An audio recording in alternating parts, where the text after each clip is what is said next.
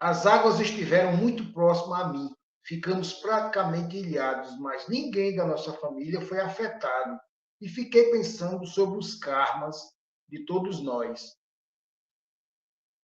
Isso pode ser porque fomos poupados? Perguntou Marisa. E Vera pergunta: gostaria de saber o que significa os que estavam no local e por metros também não foram afetados.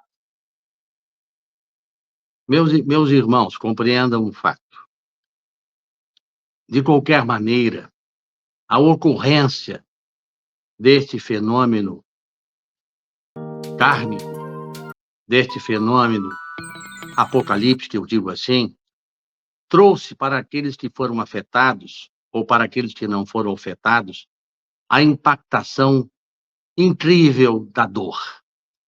Porque quando as criaturas perceberam que a natureza poderosa não poderia ser detida por força humana, sentiram, acima de tudo, que o único capaz de nos dar a segurança seria a oração. E a oração a quem? Ao construtor do mundo. O fenômeno traz, independentemente das aflições, para alguns mais extensa ou para alguns menos extensa, a dor que ocasionou a mutilação. A mutilação do seu vizinho, a mutilação dos seres que estavam no campo, a mutilação dos seres que dormiam, que foram acordados, impressionados, porque acordados com as portas de suas residências sendo arrebentadas pela força da lama e pela força da água, tendo que subir para os telhados. Então, nós não nos perderemos aqui de dizer, naturalmente, como se fôssemos nós, membros da contabilidade divina, as respostas aos que devem mais, aos que devem menos.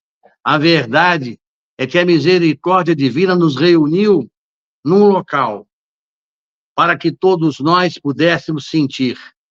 Isto ocorreu diversas vezes. O caso do edifício Joelma, em São Paulo, em que milhares de criaturas morreram se atirando do prédio e outras tantas foram salvas. Então, na verdade, isto tudo traz, acima de tudo, um reencontro do passado, da dor de nossas consciências, porque esses que, naturalmente, se atiraram daquele prédio, consumidos pelo fogo, foram seres que em outras vidas passadas incendiaram povos, incendiaram criaturas humanas. E hoje, passado um tempo, já havendo uma recuperação do trauma consciencial, vem um resgate abençoado solicitado pelo espírito devedor, para que finalmente a sua alma se liberte daquela que lhe pressiona a consciência quando se recorda das dores que foi capaz de produzir naquele seu semelhante. Assim aconteceu também com aquele circo que no Rio de Janeiro incendiou, matando todas as criaturas que lá estavam, mas alguns se salvaram. É o que acontece nos acidentes aéreos, quando de repente morrem praticamente todos aqueles que estavam naquela aeronave e de repente duas cadeiras colocadas de um lado não sofrem nada e os seres saem ilesos. É o que acontece em acidentes de carro, quando se vê esmagados por caminhão, onde amassam as criaturas dentro do carro e, de repente, no carro, na parte traseira do carro, existe uma criancinha num berço que não foi atingida. O que significa isto? A mão divina não, porque a mão divina ela oferta para todos. Quando nós dizemos assim, eu passei num vestibular, graças a Deus, a gente dá uma dimensão um pouco equivocada dessa realidade, porque dá a ideia que somente aqueles que passaram foram abençoados por Deus. É uma maneira que nós usamos, mas, na verdade, Deus abençoa todas as criaturas. É que determinadas criaturas, na sua programação kármica, não deveriam morrer daquela forma. Então, o que acontece? Há o acidente, há a dor, há o trauma, mas há, acima de tudo, uma recordação que jamais haverá de ser esquecida. Eu digo, meus irmãos, vocês que foram atingidas naturalmente por essa calamidade, jamais esquecerão. jamais esquecerão a dor de um povo inteiro, jamais esquecerão a falta de alimento, a falta de comunicação, a falta de hospital, a falta de remédio, a falta de médicos, a falta, acima de tudo, do carinho daqueles seres que, pertencendo ao coração pelas afinidades familiares, pereceram e não foi possível salvar, como, por exemplo, um homem que tentou salvar a sua filha e a sua esposa e não conseguiu, chorando em cima de um telhado, porque sua filha e sua esposa haviam sido arrastadas por essa imensidão de lodo, por essa quantidade inacreditável arrastada de terra, de areia, junto com aquele volume de águas simplesmente acima dos 15 trilhões de metro cúbico, é algo simplesmente diluviano. Então, veja bem, agradeça a Deus o teu espírito, minha irmã, por ter sido poupado de um sofrimento maior. Mas, com certeza, ele te deu pelo dom da misericórdia e pelo sentimento nato de um espírito imortal que é o teu, a oportunidade de orar por aqueles que não tiveram a mesma sorte. O importante, na verdade, é que nós tenhamos sempre a percepção da nossa pequenez. Nós tenhamos que dominar a vaidade e o orgulho que não fazem parte do homem que caminha na direção da luz. Por quê? Nós somos seres pequenos. Nós não temos poder para enfrentar a natureza divina.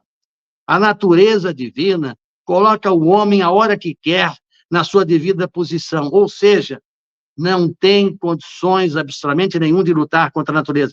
Não consegue lutar contra a fúria de um tufão, contra o envolvimento de um ciclone, quando o arrebatamento das águas, quando a destruição da seca rompe as fogueiras que consomem as árvores, as casas e os seres humanos. Ou seja, isto tudo que a força da natureza mostra ao ser humano é a presença das leis naturais, é a presença do ser humano em relação à misericórdia divina. Ouçamos a natureza ouvindo os nossos espíritos, porque nós também somos seres da natureza. E o dia que nós compreendermos isso tudo, nós não só encontraremos a paz, como nós viveremos num mundo, como acontece com os espíritos mais evoluídos. Nos mundos mais evoluídos, não existem calores infernais, não existem chuvas, não existem ventos terríveis, porque eles vivem num ambiente onde eles convivem com a natureza. A purificação da criatura humana é a purificação também da natureza em que vivem. Então, resta para todos nós uma lembrança extraordinária, inesquecível, mas que não pode ser guardada na memória apenas do tempo, mas como um lembrete, como foi dito na profética mensagem divina a Joel, na parábola da baleia, quem quiser leia, informando na tribo de Zebulon ao povo ninivita. A profecia vem para informar, ela vem para não se concretizar. Basta que a criatura lógica, dentro do bom senso e acima do respeito às leis da natureza e às leis da vida, possa se modificar. E isto, com certeza, fará do Rio Grande do Sul, desse povo resignado, e vai recriar, com certeza, uma nova circunstância, mais forte, mais protegido, e, com certeza, no seu aspecto consciencial, mais tranquilo em relação que o outrora dificultoso das guerras fratricidas, dos cavalos templários, naquele mar de sangue, com os seus penachos, parecendo naturalmente leões famintos, traz para o Rio Grande do Sul este povo gaúcho, este povo que tem no cavalo o seu instrumento de ação. E vejam que o cavalo foi para o telhado. Dias ficou lá aquele cavalo resistente, observado não só por todos os lugares do país, mas em todos os lugares do mundo. E, curiosamente, alguém se pergunta o acaso o cavalo foi por telhado. E eu vos digo que não há o acaso. Ao tempo templário, o cavalo era o símbolo dos guerreiros cruzados. Ao Rio Grande do Sul não se vê um estado sem o símbolo do cavalo.